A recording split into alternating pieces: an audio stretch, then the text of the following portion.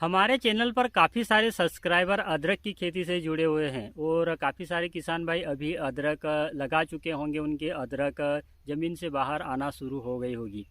तो अदरक की फसल में जो सुमिटोमो कंपनी का डेटांसो है, इसका काफ़ी ज़्यादा उपयोग है। इसीलिए हम आज की इस वीडियो में सुमिटोमो कंपनी के डेटांसो के बारे में बात करने वाले हैं। जानेंगे कि डेटांसो का उपयोग आपको कब और कैसे करना है, इसकी केमिकल कंपोजिशन, कौन कौन सी फसलों में आप कौन कौन से कीटों को नियंत्रण करने के लिए इसका उपयोग कर सकते हैं। तो मैं हूं आपका दोस्त राकेश, आप देख रहे हैं एग्रीकल्चर स्टार यूट्यूब चैनल। और चलिए शुरू करते हैं डेटांसो के बारे में जानकारी। तो जैसा कि सबसे पहले हम बात करेंगे इसकी केमिकल कंपोजिशन के बारे में।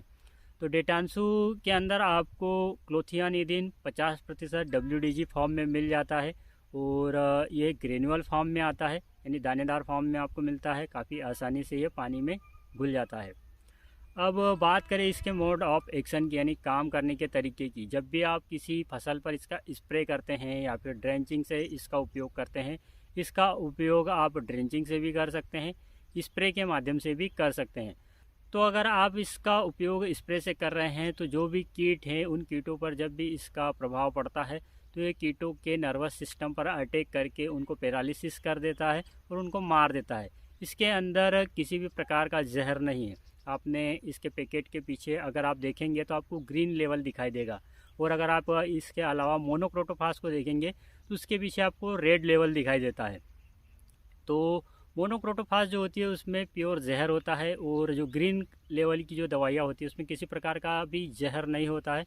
आप उसका जो मोड ऑफ एक्शन होता है, काम करने का तरीका होता है, उससे पता चलता है कि ये कीटों को कैसे मारता है।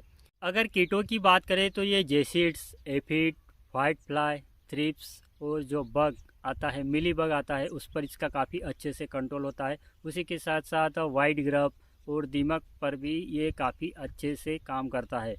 तो आप इन सभी कीटों के लिए सभी प्रकार की फसलों में इसका उपयोग कर सकते हैं। तो आप इसमें कपास की फसल में इसका उपयोग कर सकते हैं, जैसे कि वाइट फ्लाई या फिर एफिड या फिर थ्रिप्स, इनको नियंत्रण करने के लिए आप इसका उपयोग कर सकते हैं। या फिर कपास की फसल में मीलीबग की समस्या भी काफ़ी ज़्यादा मात्रा में आती है। आप देखते होंगे कि कपास की जो नई पत्तियां आती है उसके नीचे आपको सफ़ेद सफ़ेद कलर के छोटे छोटे बग दिखाई देते हैं। तो उस समस्या को भी आप इससे कंट्रोल काफ़ी आसानी से कर सकते हैं। तो मिलीबग को भी आप कंट्रोल कर सकते हैं। या फिर जो दीमक और वाइट ग्रब की समस्या आती है उसको भी आप काफ़ी अच्छे से कंट्रोल कर सकते हैं। इसीलिए वाइट ग्रब और दीमक, इसी टॉपिक के लिए आज की ये वीडियो बनाई गई है, क्योंकि अदरक की जो फसल है उसमें अभी एक ऐसी स्टेज आने वाली है जिसमें वाइट ग्रब और दीमक का प्रकोप काफ़ी ज़्यादा बढ़ेगा, जिससे कि अदरक की फसल को काफ़ी ज़्यादा नुकसान पहुंचता है। अब अदरक की फसल में जब सड़ी गोबर की खाद का उपयोग ज़्यादा मात्रा में किया जाता है, क्योंकि ये एक 6 महीने वाली फसल होती है और उसमें गोबर की खाद का उपयोग करना आवश्यक हो जाता है, तो उसमें वाइट ग्रब और दीमक की समस्या भी ज़्यादा आती है। तो आप उसमें वाइट ग्रब और दीमक को नियंत्रण करने के लिए इसका उपयोग कर सकते हैं। गन्ने की फसल में भी आप दीमक वाइट ग्रब को नियंत्रण करने के लिए इसका उपयोग कर सकते हैं। या फिर आप चाय में भी इसका उपयोग कर सकते हैं, और भी अन्य फसलें हैं उनमें भी आप इसका उपयोग कर सकते हैं। जिनमें भी इस तरीके के कीट लगते हैं उन पर सभी पर आप इसका उपयोग कर सकते हैं। ये एक जापानी टेक्नोलॉजी वाला इंसेक्टिसाइड है और काफ़ी पुराना इंसेक्टिसाइड है। तो इसका उपयोग आप सभी प्रकार की फसलों पर कर सकते हैं। बात कर लेते हैं अब इसकी पैकिंग साइज के बारे में। तो इसका 100 ग्राम का पैक आपको मिल जाएगा, 100 ग्राम, और उसमें आपको पाउच मिलेंगे छोटे छोटे। किसान भाइयों, अब हम बात कर लेते हैं इसके डोज की, कि इसका डोज आपको कितना डालना चाहिए प्रति एकड़ के हिसाब से। तो आपको इसको 18 से 20 ग्राम प्रति एकड़ के हिसाब से डालना चाहिए। अगर आप दोबारा से या फिर आपकी फसल थोड़ी सी बड़ी है तो उसमें आप इसका डोज थोड़ा सा बढ़ा भी सकते हैं, यानी कि 20 से लेकर 22 या 25 ग्राम प्रति एकड़ के हिसाब से भी आप इसको डाल सकते हैं।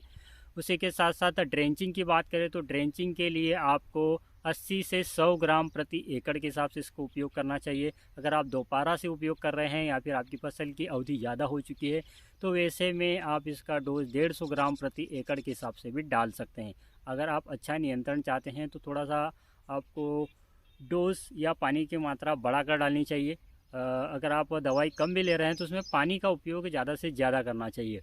तो अगर आप स्प्रे तो आप स्प्रे से ही करेंगे। अगर आप ड्रेंचिंग कर रहे हैं या फिर अगर आप ड्रेंचिंग नहीं करना चाहते, आपके पास अगर ड्रिप इरिगेशन से आप सिंचाई करते हैं, तो आप ड्रिप इरिगेशन से भी इसको सीधा डायरेक्ट फसल के अंदर छोड़ सकते हैं, जिसमें भी इसकी मात्रा करीब 100 ग्राम प्रति एकड़ के हिसाब से ही रहेगी। तो इस तरीके से आप इसको उपयोग कर सकते हैं। अब अदरक के साथ ही मूंगफली में भी काफ़ी सारे किसान भाई इसका उपयोग करते हैं।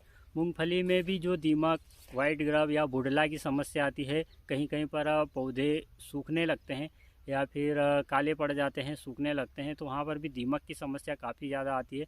तो मूंगफली की फसल में भी आप इसका उपयोग कर सकते हैं। आप चाहे तो यूरिया में मिलाकर भी इसको डाल सकते हैं या फिर आप सीधा ड्रेंचिंग भी कर सकते हैं पौधों की जड़ों में, तो जिससे आपकी फसल दीमक और वाइट ग्रब से काफ़ी ज़्यादा दिनों तक प्रोटेक्ट रहती है।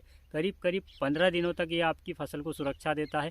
15 दिन के बाद आप चाहे तो दोबारा से इसका उपयोग कर सकते हैं।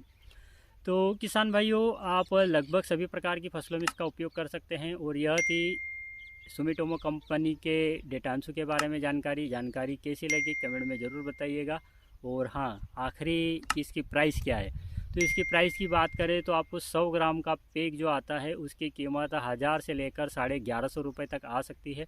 और अलग अलग दुकानों पे अलग अलग एरिया में इसकी कीमत कम ज़्यादा होती रहती है, इसलिए हम कंफर्म नहीं कहते कि इसकी कीमत 1100 या 1000 रुपये ही है, इससे ज़्यादा में भी आपको मिल सकता है। तो चलिए मिलते हैं अगले वीडियो में। जानकारी अच्छी लगी हो तो लाइक ज़रूर करना और वीडियो को शेयर भी कीजिएगा। तो तब तक के लिए अलविदा। जय जवान जय किसान, धन्यवाद।